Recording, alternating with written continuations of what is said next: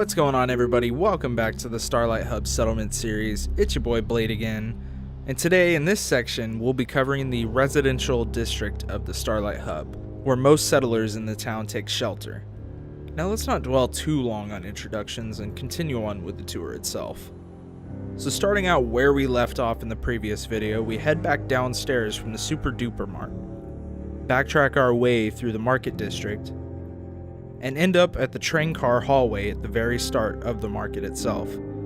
From here we can see a bit of seating in the hallway.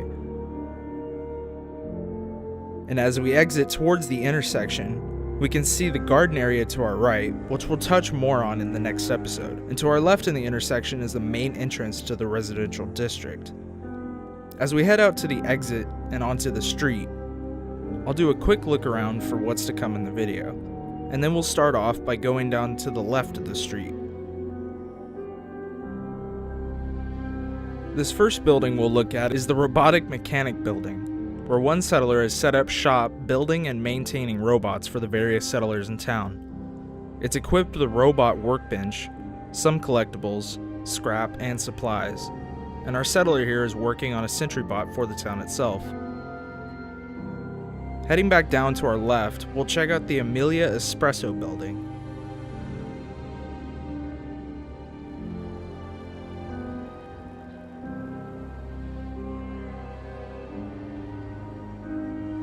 In here, we'll find a coffee shop / lounge for the settlers to kick up their feet and enjoy some coffee.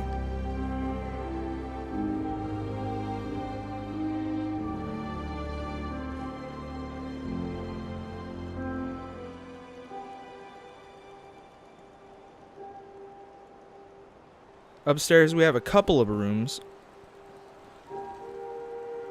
one for Amelia, which is located here to the left. It has the usual accommodations as well as a view of the street. The other room is sort of similar, but meant for another settler somewhere around here, with plenty of views of the hub itself.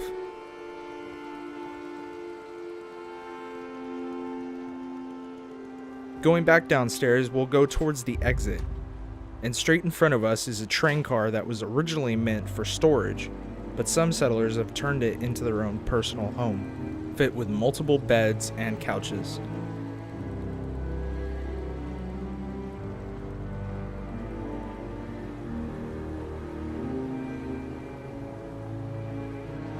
Going back outside, we can see a seating area, and to the left, around the corner, there is a fallout shelter that's been repurposed to house a public toilet for anyone who needs to take a dump or whatever. And behind us is the back entrance to the clinic that we've seen before. On the other side of the seating area, there are containers on top of this section that were made into a makeshift home.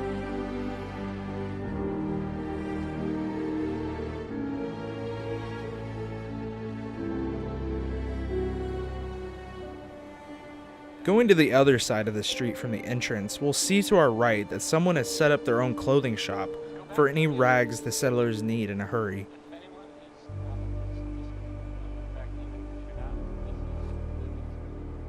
And across from her, we can see a drink stand that someone has set up outside of the apartments. Across from him is a seating area with a barrel for warmth in harsh weathers. Now we'll set foot into the lower section of the apartment building. Right here we'll see that someone has made a shop out of their own home, selling harmful chems like Jet and Psycho to anyone who needs their fix. Inside he's set up his own chem lab, and still has some of his bedding as well. Going back down the hallway, we'll see a big apartment room that was set up to house multiple settlers, complete with a kitchen area and the whole works.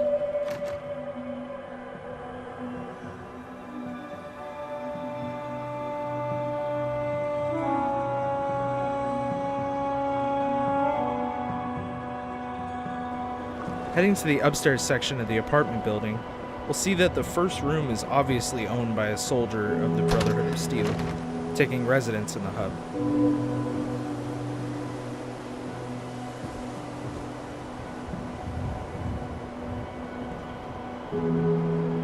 The next few rooms are pretty self-explanatory.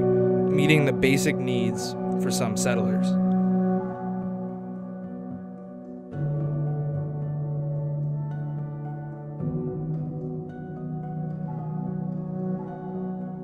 And ending off with a staircase at the end of this balcony, leading to the next building. On the bottom level of the building that we just mentioned, there's a gun store here on the left side, selling what you would expect them to, but they aren't here at the moment. And in the right door of the bottom level is the gun shop owner's home, sitting comfortably next door.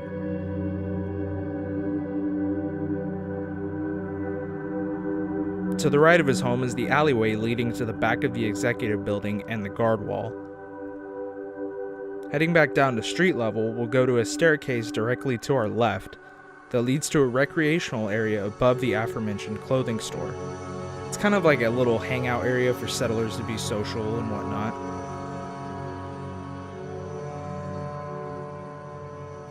Going onto the bridge ahead will lead us to the upper area of this building with the gun shop.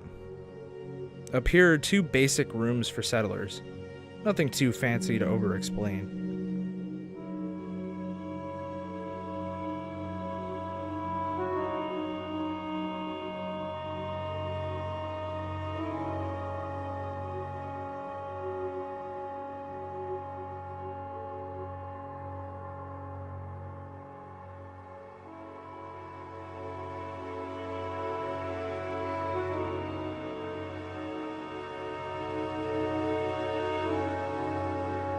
And finally, the last building we'll visit is my favorite part of this district. It's a bus that one of the settlers has somehow wedged onto the top of this building and made it into their own complete home.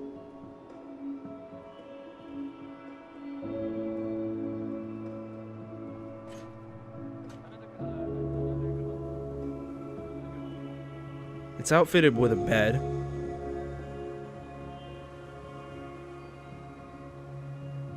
a couple of workbenches,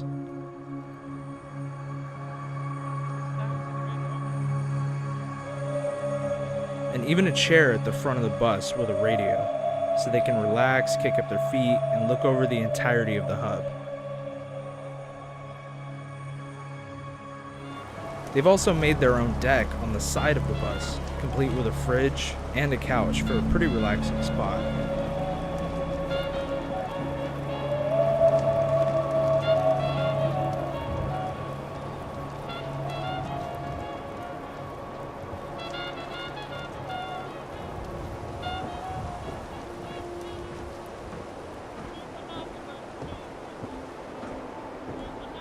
And as we head back downstairs through the recreational area and down the stairs that we came from, we'll see the end of the street to the right, and behind us is another hallway that leads to the train car we first came through. All ending up back at the garden, right at the start of the intersection. And there we have it. That was the residential district of the Starlight Hub. I hope you all enjoyed this section of the Starlight Hub. It's probably one of my favorite sections of the entirety of the Starlight Hub, and I had a lot of fun working on this section. But I want to know what you all thought of it. Please leave your opinions in the comments down below and share your creations. I'd love to see what you guys have made. And stay tuned for the last part in this series, and leave a like or dislike. It helps to get these videos out in the open. Thanks again, everyone. Consider subscribing to my channel if you want to see future videos. I'll be doing different things besides this settlement series in the future. Alright, that's it for me today, and I'll see you guys on the next one.